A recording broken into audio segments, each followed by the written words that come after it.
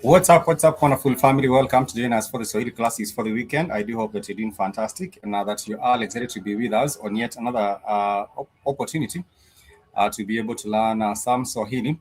Yesterday we did have class and we were getting introduced to the vowels, and we did see that you have five vowels in Swahili: the A, E, O, U, and those five vowels in Swahili. They are also, of course, are coupled up with the consonants to make up any language. Of course, any language is constituted by vowels and consonants, and Swahili is no different. And we were learning yesterday that if you're trying to maybe perhaps have some vowels, sorry, have some examples of vowels, you would start with the vowel R, which is in the word andika. Andika simply means to write. If you're talking about writing something, you would simply say andika, andika. For example, if you're writing a note or you're writing a book, you'd actually say andika kitabu. That is simply how you pronounce it, andika kitabu. And maybe perhaps if you're talking about something like maybe perhaps things like leisure. Leisure, you would simply just say anasa for leisure. If you're talking about something else like fall down, you would simply say anguka. Anguka is the word, the verb for falling down, and therefore you would say, for example, you would say kijana or mtoto ameanguka chini. Mtoto ameanguka chini. Anguka, when you're talking about anguka, let me just write it down, anguka. And this is a word that I'm giving an example with the vowel a. Anguka, that is a means to fall. A means to fall. And you would say mtoto ameanguka. Mtoto ameanguka. The child has fallen. Mtoto ameanguka. Mtoto is a child. And therefore, if you're talking about the child has fallen, ameanguka, that would simply be understood. The child has fallen. The child has fallen. That is simply how you would say it. The child has fallen. So if you're talking about an example of the word with the vowel A, which is the English letter A, the Swahili vowel A is the English letter A, you would say anguka, anguka. That is one word. You might say anua, you might say andika, andika for right. You might say agiza, agiza for order. If you're trying to order something, then you would say agiza. For example, if you are at a restaurant and you're trying to order some food, maybe you're trying to have some chicken, you're trying to have some ugali and some chicken, you would actually say agiza chakula, agiza chakula, agiza chakula. That would be order food. Agiza chakula for order food. Agiza chakula for order food. If you're trying to say maybe perhaps write a book, I did say you would say andika kitabu. And if you're trying maybe perhaps to look, maybe perhaps someone is drawing your attention to something and they're telling you, look here, look here. If someone is telling you, look here, they would simply say angalia, angalia, angalia, which means look. It means to look. So therefore, if you're looking at your phone, maybe perhaps you had your phone and you're just trying to look at your phone, you would say angalia simu. But angalia, this is simply a word with an example of a word with the Swahili vowel A. The Swahili vowel A is the English letter A, the English alphabet letter A, and therefore you would say A andika, A anguka.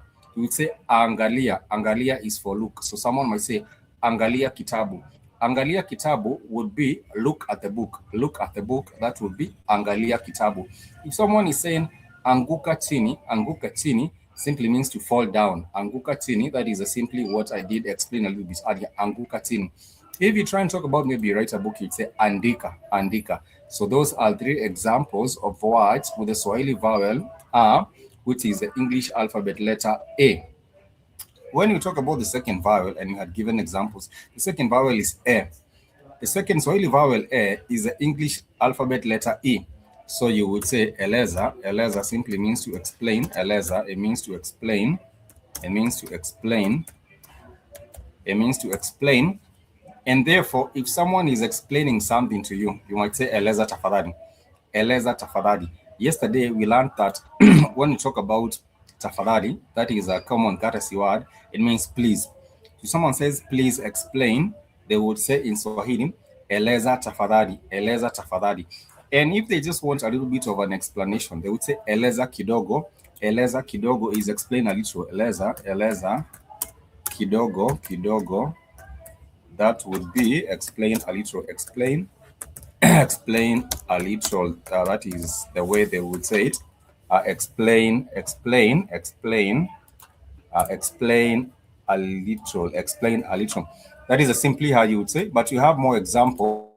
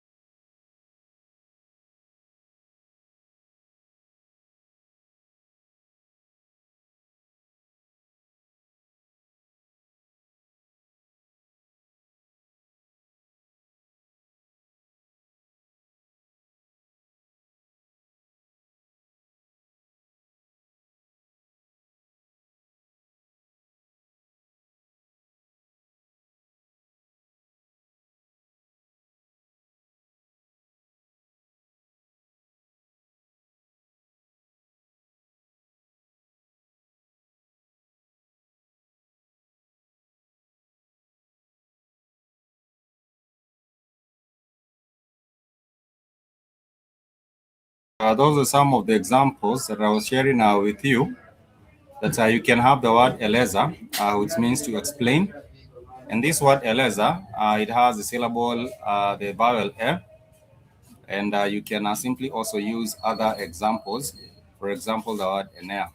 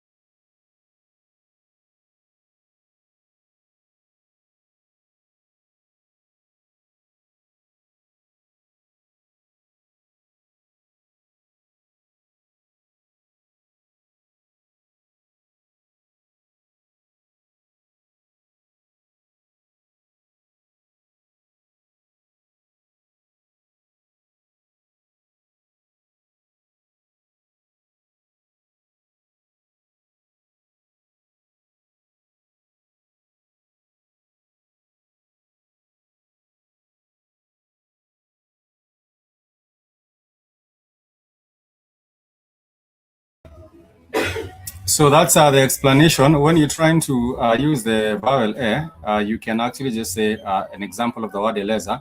Eleza simply means to explain, and you can actually also say eleza kidogo. And eleza kidogo is simply a phrase which means explain a little. Apart from that, we do have the other vowel. We said we have 5 vowels in Swahili: the a, e, o, u. And you have already given an example of the vowel a.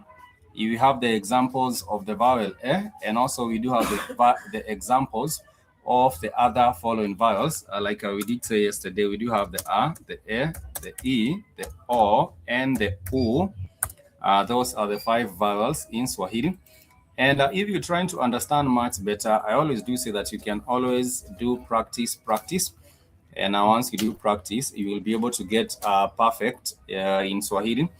Because at the end of the day, this is a spoken language that you have to keep on speaking it with friends. You can speak it with your family. You can speak it with your colleagues, with your relatives. And the more you speak the language, the easier it becomes. And the more you're able to internalize and remember the same words. And when you're talking about the other vowel, it's the vowel E. And the Swahili vowel E is the English alphabetical letter I. So therefore, you are talking about words such as inuka. I always do say that inuka means to rise up. Inuka simply means to rise up. And if you're talking about also entertaining people, you can actually say igiza, which is for entertaining people. If you are an entertainer, we call you muigizaji, because what you do at the day to day is really igiza. And you might also use the word ingia. Ingia simply means to get inside. For example, if you knock at someone's door, and they say ingia ndani, they simply mean get inside. They simply just mean get inside. And therefore, you would actually just say hodi. If you are knocked on someone's door, you would actually just say hodi. And what they would tell you, or the response to them welcoming you, would be karibu ingia ndani. Karibu is a word that we have already learned so many times here, and it simply means welcome. It simply means welcome. And therefore, you can simply use that particular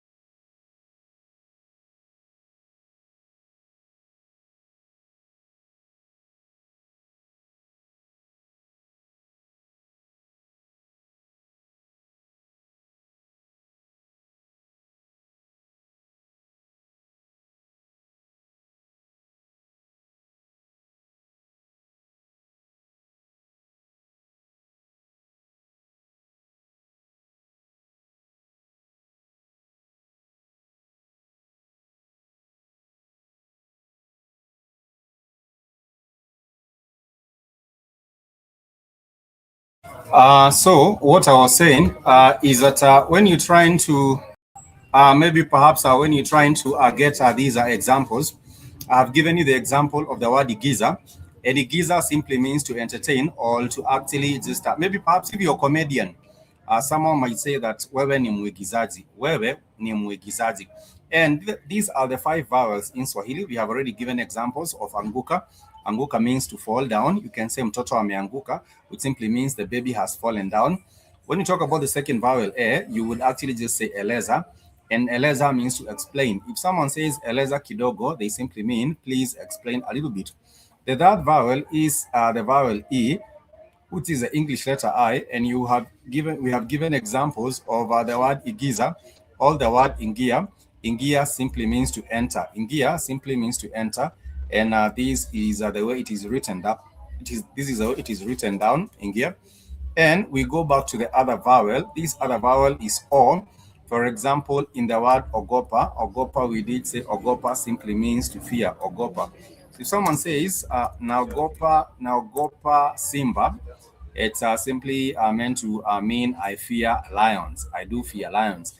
And you might also say naogopa nyoka. If you're afraid of snakes, you might say naogopa ogopa nyoka. That would be I do fear snakes. I fear snakes. I fear snakes. Naogopa nyoka is I do fear snakes. And you have to realize that the vowels are a very, very important part of any language. We do know that any language is made up of vowels and consonants. And for the 5 vowels in Swahili, you can use your palm. You can actually raise your palm like this, and you would say a, e, o. And these are the English letters of the alphabet: the letter A, the letter E, the letter I, the letter O, and the letter U. That is simply how you get to explain them: a, e, o. And when you're talking about these vowels, they also have a very, very important significance, and they are also used in, they also have other uses. For example, if you're talking about the vowel which is the English letter A, the vowel represents the second person singular. It represents the second person singular. The vowel it represents the second person singular, person singular.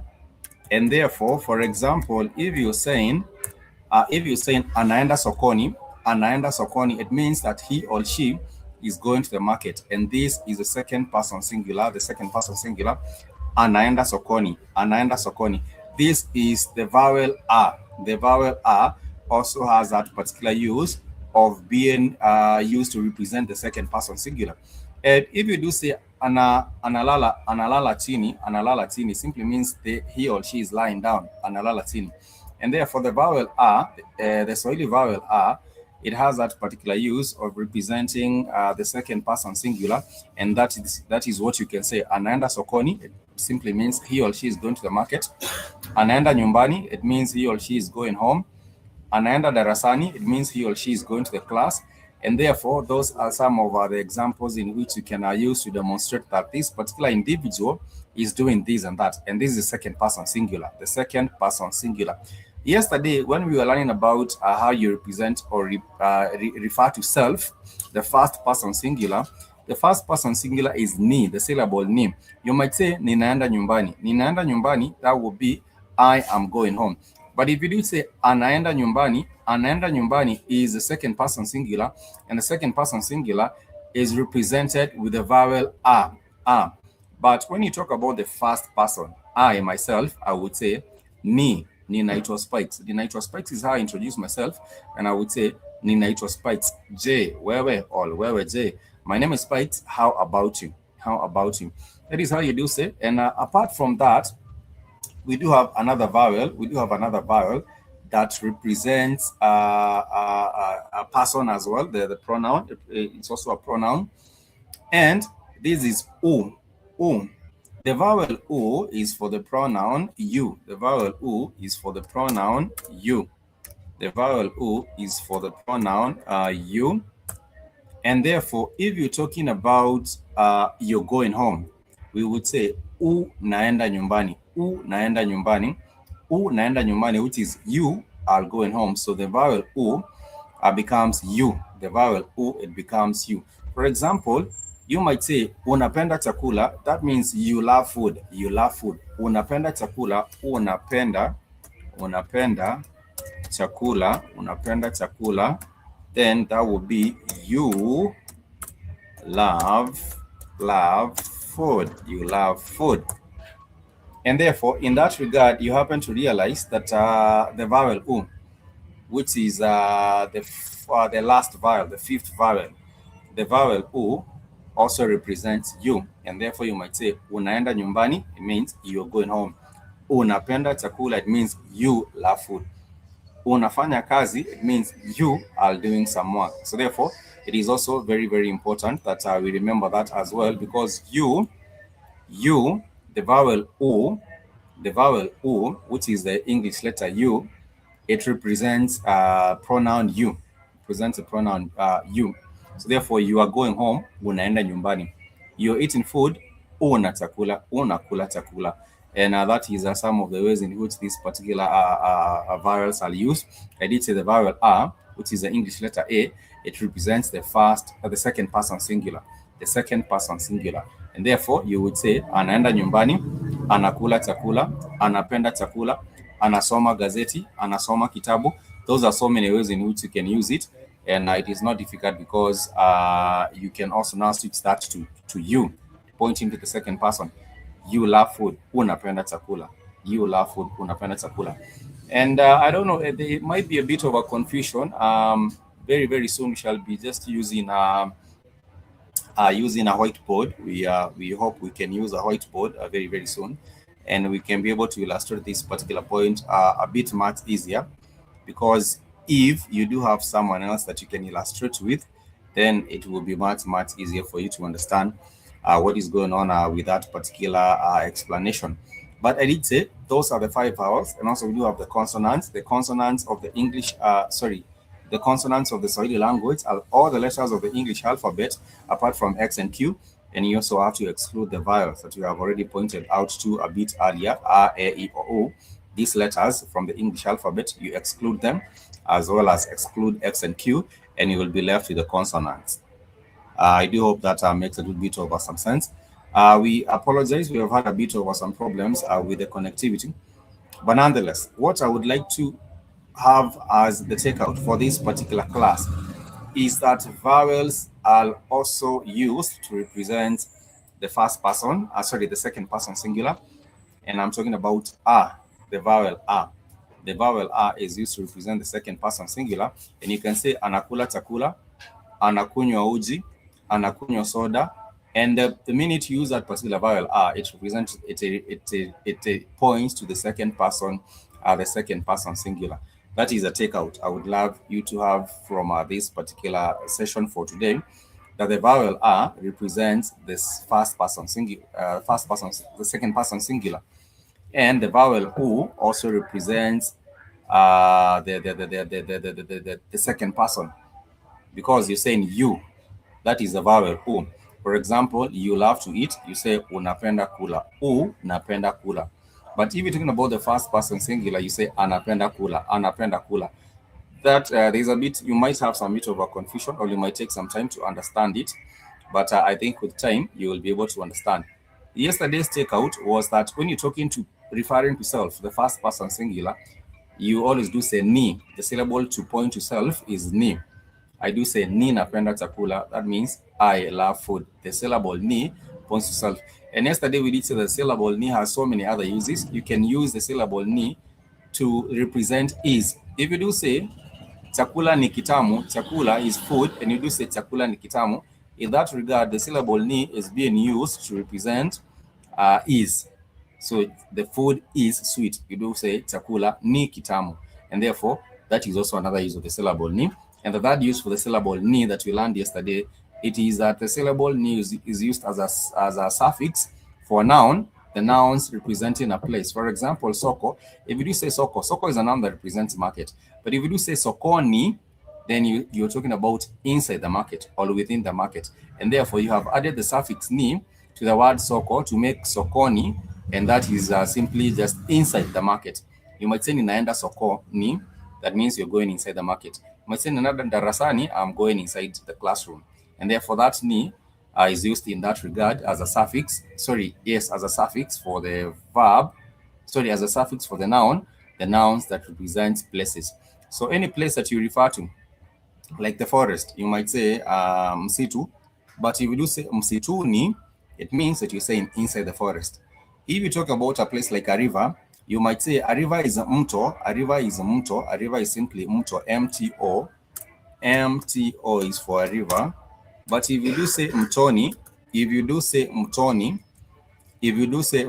you're simply referring to inside or within, or like you putting your feet inside the river, you say ameingiza mguu wake mtoni. Mtoni simply refers to inside or within, when you do use this particular syllable ni. So that was a takeout, that you can have 3 uses of the syllable ni representing self. You might say jina langu ni Spite, represent itself.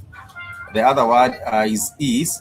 You might use the syllable ni to represent is, or you might use the syllable ni as a suffix for the noun representing a place to mean that you're talking about inside the place. So you might be confused, but I think the more you interact with the language, the easier it becomes for you, and you are able to understand that things flow in that regard. We do have the 5 vowels, the A, E, O, U. These are the 5 letters of the English alphabet: A, E, I, O, and the letter U. And the letter U, this is a Swahili syllable U. It represents the second person. You might say naenda nyumbani, that would be you're going home. Nafanya kazi, that would be you're doing work. You're doing some job. You might say nasafiri, that would be you are traveling, or you are in transit, you're just traveling. And so it is not difficult, but I would actually urge us to refer to previous classes that we have done. If you head over to YouTube and search for Swahili class on Blackboard Fire, you will be able to find all these previous classes that we've had. And you can also visit, I believe, Spreaker. If you go to Spreaker and search for Swahili classes on Spreaker, you will be able to find these classes on Spreaker as well. And apart from that, we do have notes. In case you want to have a copy of these notes, you can write to me, blackhotfireafrica@gmail.com, blackhotfireafrica@gmail.com, blackhotfireafrica@gmail.com, and you can let me know that you want to get the notes, and I will send you the notes via email. Just write to blackhotfireafrica@gmail.com, and I would be more than glad to share with you the notes for the classes. It is very, very important. That's how we keep on learning Swahili. Clip that. It is very, very important that we learn Swahili, because it would be able to help us reconnect back with the motherland, and also connect with more people right here and even beyond, because we do know that language is a unifying factor, and it also helps. It's like a doorway to a culture. When you learn the language, it is a doorway to a culture. Clip that.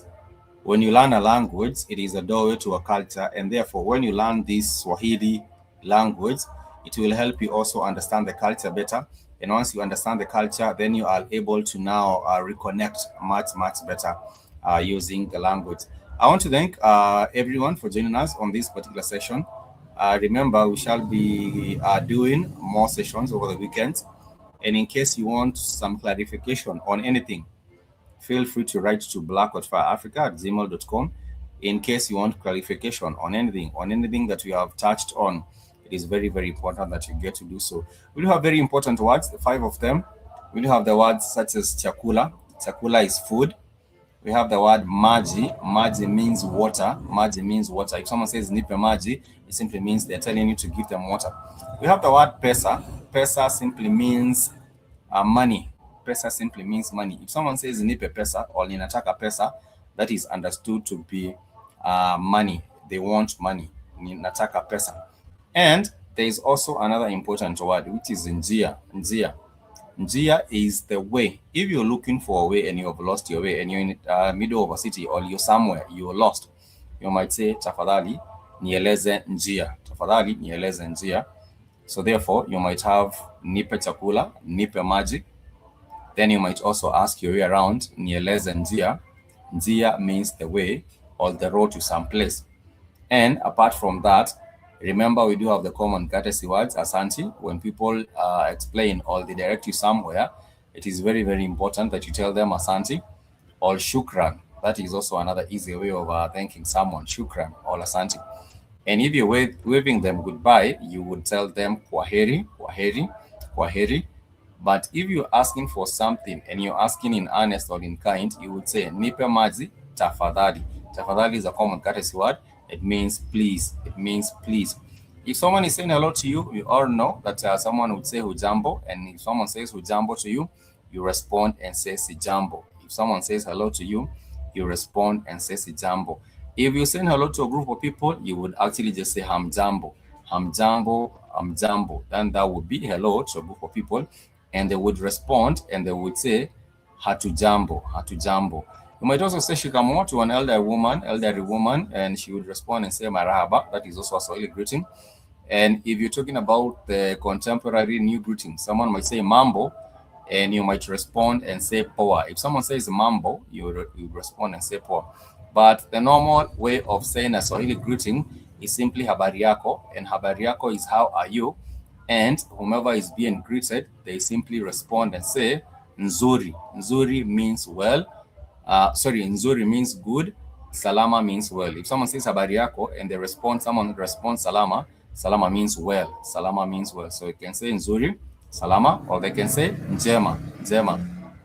Njema is also another way of responding to greetings. If someone says habari yako, you respond and say njema. If someone says habari yako, you might respond and say salama. If someone says habari yako, you might respond and say nzuri, and you might emphasize, say salama sana or nzuri sana, because yesterday we learned that salama means very or a lot, very or a lot.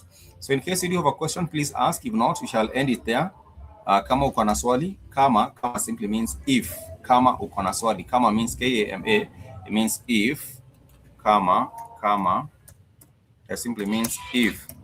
So kama uko na swali, tafadhali uliza. If you do have a question, please ask. If you do not have a question, then it is understood. It's still fine. If you do not have a question, it's still fine. But please, you can also write to us at via email, which is blackcoatfireafrica@gmail.com. And I will be more than glad to simply respond to you in regards to anything that we have learned today. The 5 vowels and also the uses in terms of referring to people. You would say anaenda, that would be he or she is going. So it is not gender specific. If someone says amerudi nyumbani, you will not know whether it's a woman or a lady that has come back home. And that is just the way the language was made. I don't know, for whatever reason. But Swahili is not like English. You know, in English, you do say he has come home. But in Swahili, you simply just say amerudi nyumbani. And therefore, you wouldn't know whether it's a woman or a man that is being spoken about. But that is just the way the language was. I do believe it just reflects on the man and the woman just being complementary rather than being just, I think it's in the essence of just the man and the woman being complementary, as opposed to the man and woman being so much different or having one elevated above the other. I think that is what maybe perhaps the language meant when they decided not to have specificity in terms of whether it's a he or a she that is being communicated about. But when you're talking about a brother, you do say ndugu. When you're talking about a sister, you do say dada. So therefore, someone might say hujambo dada, which is for hello sister, and someone might say hujambo ndugu for hello brother. And in that way, you are able to distinguish between the two, because hello ndugu is for a brother. Hujambo ndugu is for brother, and hujambo dada is for a sister. And that is just the way things are. Thank you so much for joining us on this particular platform. We never take your company or support for granted. Remember, you can head over to the official network website, www.blackcoatfirenetwork.com. And once you are on there, you can find a whole lot of resources on the network. You know, blogs, podcasts, news, merchandise, everything. There's a whole lot of that you can find on the network website. For now, I want to thank Keith for giving us this platform, and also big up the rest of the Black Coat Fire team. You can check out the shows on the network website and also on the live radio. You can find them there.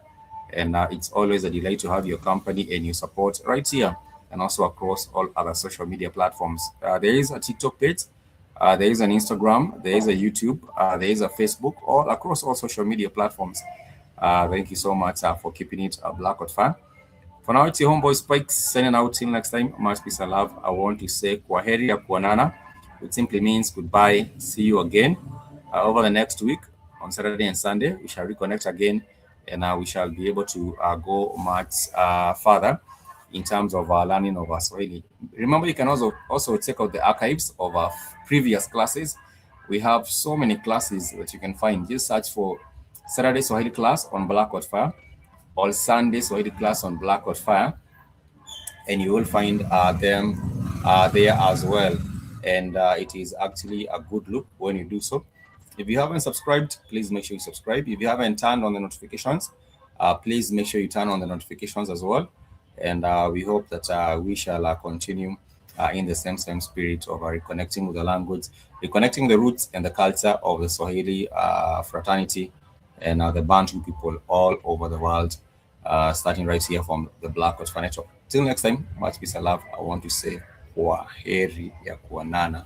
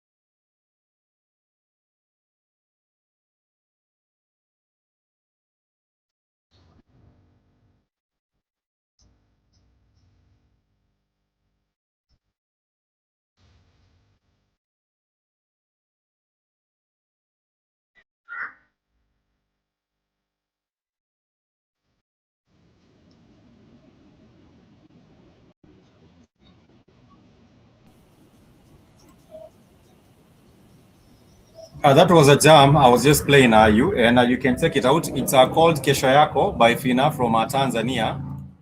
It's a jam known as Kesho Yako. Kesho simply means your tomorrow.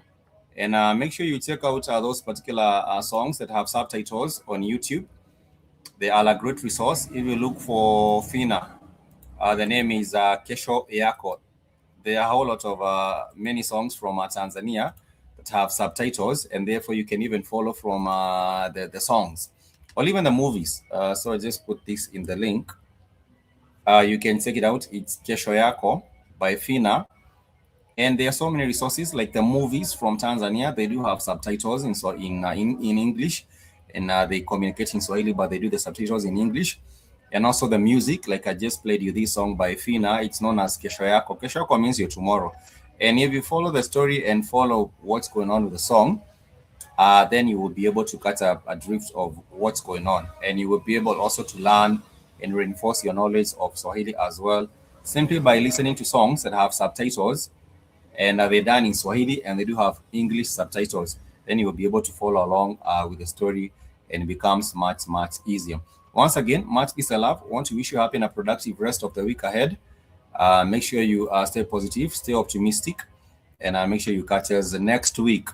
Same place, same time, right here on the Black Hot Fan YouTube channel. We shall also be live on BitChute and Rumble as well. Make sure you catch us there as well. But for now, let me wish you happy and a productive one. Till next time, peace and love. Kwaheri.